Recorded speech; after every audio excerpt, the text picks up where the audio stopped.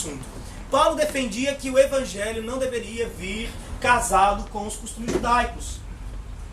E Paulo pregou esse evangelho para os irmãos da Galácia. Um evangelho que se concentrava apenas no sacrifício de Cristo, o Filho de Deus, que veio para pagar os nossos pecados. Um evangelho que se concentrava no caráter de Deus amoroso, misericordioso, mas também juiz e irado contra todo o pecado e contra toda a iniquidade no meio da humanidade. O evangelho que Paulo pregou para ele se concentrava no caráter de Deus, no pecado do homem, na obra de Cristo. Ponto. Quando Paulo diz afirma o seu apostolado, Paulo, apóstolo, ele está dizendo com isso, não que tem uma autoridade hierárquica acima dos irmãos, não que possui uma autoridade manipuladora na vida dos irmãos, mas quando ele diz, eu sou Paulo e sou apóstolo, ele diz, Deus me enviou para servir-vos com a mensagem do evangelho. E é por isso que eu vou escrever essa carta, porque eu sou um enviado para servir a mensagem do evangelho na bandeja. Se você pretende chegar até o final da sua carreira, se você pretende chegar até o final da sua corrida na fé, você não deve se esconder embaixo do piano quando a opinião do mundo a seu respeito é uma opinião que desfavorece a imagem que Cristo faz de você. A imagem que Cristo constrói de você. O que foi que deu a Paulo essa certeza tão grande? Que lhe capacitou para confiar diante desse obstáculo? O que foi que deu a Paulo uma convicção tão grande que não o paralisou na caminhada, que não o empurrou para fora da pista? Porque Paulo nesse momento podia dizer, quer saber? Eu estou fazendo a minha parte, estou tentando falar, ninguém quer ouvir, então, sabe, que se explora todo mundo. Eu vou parar aqui do lado, que eu já estou salvo, eu sou calvinista e tudo mais. Mas Paulo não fez isso.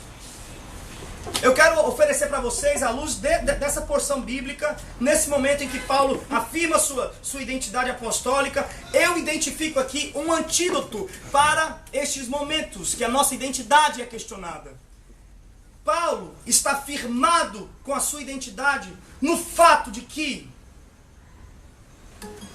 Cristo se entregou a si mesmo pelos nossos pecados, para nos desarraigar deste mundo perverso, segundo a vontade de nosso Deus e Pai, a quem seja glória pelos séculos dos séculos. Amém. Sim, meu amigo, eu posso ter matado a igreja, e nenhum de nós aqui sabe o peso que é carregar isso nas mãos.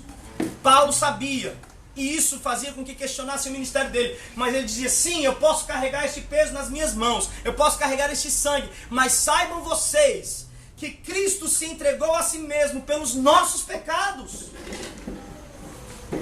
Não é possível que Ele não tenha me perdoado, uma vez que a cruz foi para isso. Se entregou pelos nossos pecados para nos desarraigar deste mundo perverso. Ou seja, a opinião deste mundo perverso já não nos influencia mais. Segundo a vontade de nosso Deus e Pai, a opinião de Deus e Pai, a sua vontade em nos tornar ministros do seu evangelho, é o que mais vale para nós.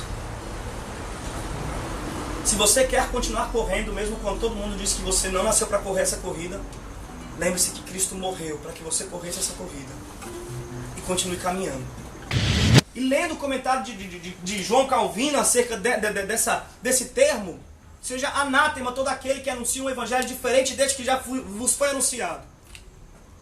Calvino vai dizer que o que Paulo estava dizendo aos irmãos da Galácia era que estes que pervertiam o evangelho de Cristo, que corrompiam o evangelho de Cristo, veja bem, corrompiam o evangelho de Cristo, pervertiam o evangelho de Cristo. Esses eram não apenas malditos, mas indignos, separados da convivência dos santos. O que Paulo estava dizendo, em outras palavras, é: não tome café na casa desse cara, se você quiser continuar correndo. Isso não é pesado, gente? Paulo não está tratando aqui de pecadores, gente. Pecadores é para comer com eles, é para ir para as ruas e comer com os pecadores. Paulo está tratando aqui de homens que pregam o evangelho segundo a sua própria sabedoria e não segundo a mensagem de Cristo crucificado. Homens que pregam o evangelho segundo suas próprias predisposições, seus sofismas, seus achismos, misturando o evangelho, corrompendo a verdade do evangelho e colocando um peso em seus ouvintes. Homens esses que tiveram contato com o evangelho. Para que eu vou sentar na mesa deles se ele já teve contato com o evangelho? Qual é o fim? Eu vou pregar o que ele já sabe? Ele já recebeu o evangelho, ele misturou o evangelho, ele perverteu o evangelho. Ele não é digno de ser ouvido. Ele é maldito. O dia que nós vermos a cruz de Cristo, o dia que Cristo for revelado diante de nós, a gente vai estar, me desculpe a expressão, a gente vai estar cagando e andando para a imprensa e para o Congresso Nacional. Se Deus nos der a graça de ter uma multidão diante de nós, é Cristo que nós vamos revelar, porque é Ele que pode salvar. Não é a cruz, não é o Congresso que pode salvar, não é a imprensa livre que pode salvar, gente. Pelo amor de Deus. Sabe? Tenham muito cuidado, gente. Olhe bem esse texto aqui. Tenham muito cuidado com quem tem pregado o evangelho para vocês. Tenham muito cuidado com quem tem falado acerca das coisas de Deus para vocês. Quem vai correr mais rápido? Quem está só de roupa ou quem está com roupa e com mais, sei lá, 3, 4, 5 malas carregando? O evangelho de Cristo pretende que corramos diante dele, gente. Cuidado com quem coloca peso em você. Cuidado com quem lhe impede na caminhada. Que seja anátema. Que seja anátema.